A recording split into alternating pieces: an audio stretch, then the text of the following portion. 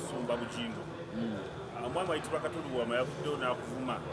Nakugamba omusiro w'ebbaluwa. Ekibi kino kyanukula otya? Kakati omanyi omuntu bw'afuna ekizibu ekitali kyangu kyakuvaamu aliyakitinga.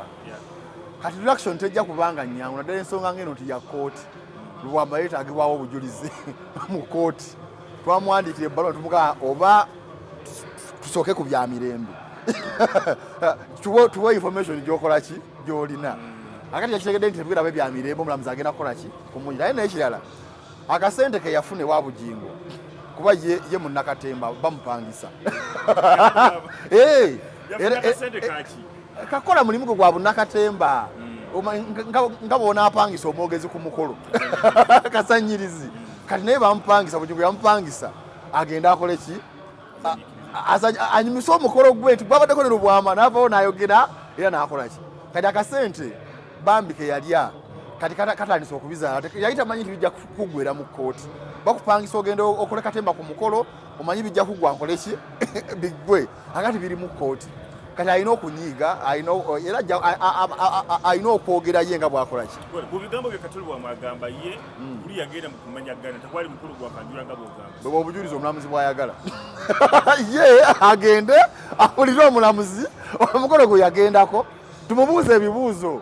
Temateeka bamubuuze ebibuuzo nti otegeeza ki awo. Omulamuzi yagategatte asalewo kubeera omulamuzi obujulizi abujja mu bigambo by'abantu. Abantu bajja ne boogera emboozi zaabwe nga bye bazaagala ne bazoogera ye n'ajjamu ekinyusi kyakola ki.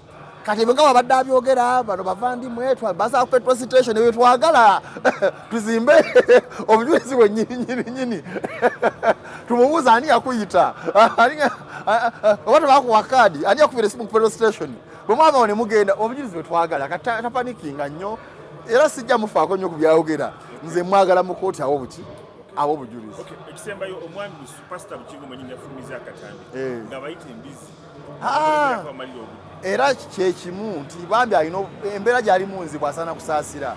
Katuyinza bwaddembo tuyita embizi kuba kkooti yamuyise ne muninkini we abadde amanyi yafunye essanyu ly'obufumbo akati ate ye ne muninkini we tubaagala mu kaguli mu ddooko tubasomera emisango. Akati bambi ebimu ajja byogera ajja kwogera zino mbizi ajja kwogera biki naye era nga nage nti embizi bwe kuliira omwana gwe ne bwogenda mu maaso ng'ogikola ki ng'ogivuma era bannaye kiba kikola. So bambi embeera gy'alimu nzibu nnyo yali amanyi kijja kuba kyangu. Ekigendererwa kyo ki musango kufuna bwenkanya ekisooka ddala kulaga bantu nti newobayo bakana omukazi waliwo amateeka akola ki agafugawo. Tomala agenda na musajja gwomanyi bulungi nti alina empeta n'ogandize mukoze mututte mukoze ekyampasizza. Tomala gawasa gagenda mu kwanjula nga oyina empeta. Then ekyokubiri Bujingo omusigo okumusinga ne muninkini we bakole ekyokulabirako ekyamaanyi era abaala bonna nti bwe mugenda ne mutta obufumbo bannammwe ne muvumavuma omukazi abaana ne mubakyankalanya amateeka gakusobola obbalamula ne gabakaliga. Advice gy'owa Pastor Bujingo ne mukyala we Makulu bakakane bamanye guno banoonyi baloyo abagezi abaana bayamba mu kuwoza omusango okuvuma tebugenda kubayamba nze ne mwona avuma embizi nga nemuko tekigala kukola ki. Bakakane balofune baloyo abalungi bajje mu kkooti nga 21 bagamba omusango tebagumanya tebalina okunkwata obulungi neme okubakanya kweyimirirwa kwabwe kubanze ng'omuwaabi bajja nasaba okweyimirira munazo ajja kugamba babiriza ogambawo ki kweyimirirwa kwabwe ate baba banvuma nga bampisaamu amaaso nyiza gati omulamuzi tebasaanidde oyo akakane tapanikinga ajje mu kkooti awo omulamuzi byamanyi bw'aba amanyi nti byali byakukyala ajja abiwa omulamuzi ebya petrol station ajja abiwa omulamuzi aleme kudda awo kola ki.